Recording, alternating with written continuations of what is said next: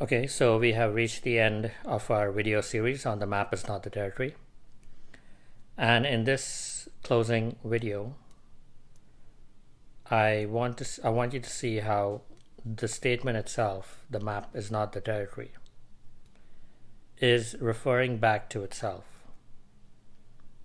So I guess you can say it's a self-referencing statement. So when I say the map is not the territory, that itself is telling you here's a map, here's a concept, and it's pointing at something. And that's what the whole video series has been about, to look beyond the map at the territory. And after all, I am using language to convey this message. And language, as you know, is symbolic. But what are you going to do, right? I got to say something. I got to deliver my message. And the only way to do that is through language. But as long as you can see that even though I'm using language, there is a message contained here, and the message is pointing to something, the territory in this case. It's delivering a concept, or rather it's delivering a message in the form of a concept. To look beyond your maps, your models, and your symbols, and don't lose sight of the territory. I also want to say that even though in these past videos I've been trying to get you to look past your maps and your models, that does not mean that I'm telling you to ignore your maps and your models. These have certainly simplified our way of living. And we need these representations to make life simple. But the problem arises is when we get too caught up in them. So caught up in them that we mistake our representations for the territory, for what it's representing. Our maps, our models, and our symbols are not the territory. They represent the territory. But we mistake them for the territory, which can become problematic and can put us into a bind, and which we have seen over the years can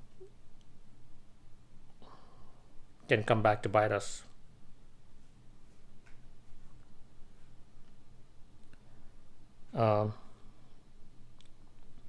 The other thing is when you look at the territory, try to broaden your reach, try to broaden your perspective on the territory. So rather than looking at the territory through a flashlight, which has or a spotlight, which has a very narrow band of light that focuses on maybe a small section of the territory, use a lamp instead. And what I mean by that is expand your perspective on the territory. So rather than taking on a very small, narrow perspective, take on many perspectives. Do not be a hardcore scientist. Certainly you can take on a scientific perspective. That's a good thing. But do not be too stuck up on that one perspective and only look at the world through the lens of science. Take on multiple perspectives, multiple maps and models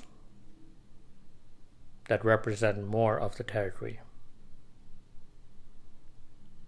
And the more perspectives you take on, the more you expand your understanding of the territory. So rather than using that spotlight, you use a lamp, so you light up the whole territory rather than lighting up just a small portion of the territory.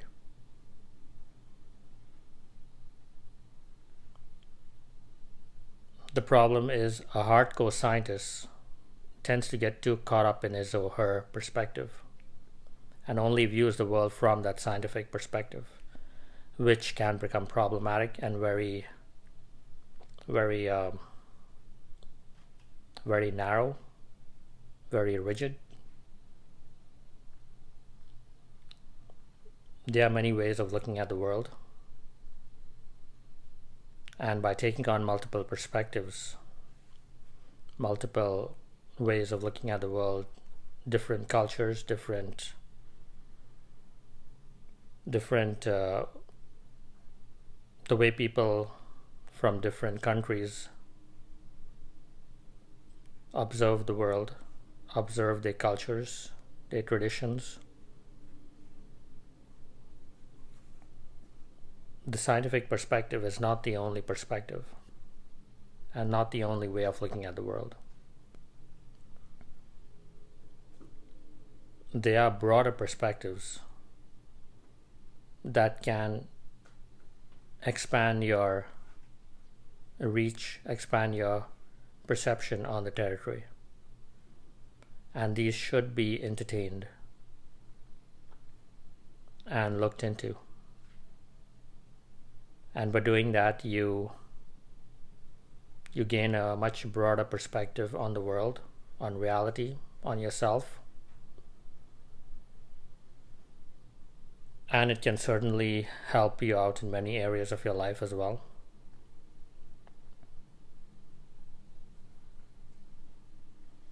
So rather than fighting for your own perspective, as you see people doing online when they leave comments and try to argue their perspectives,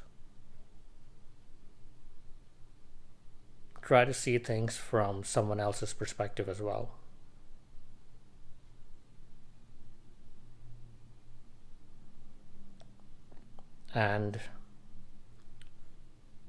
But don't get so caught up in the perspective that you fail to look beyond at the territory.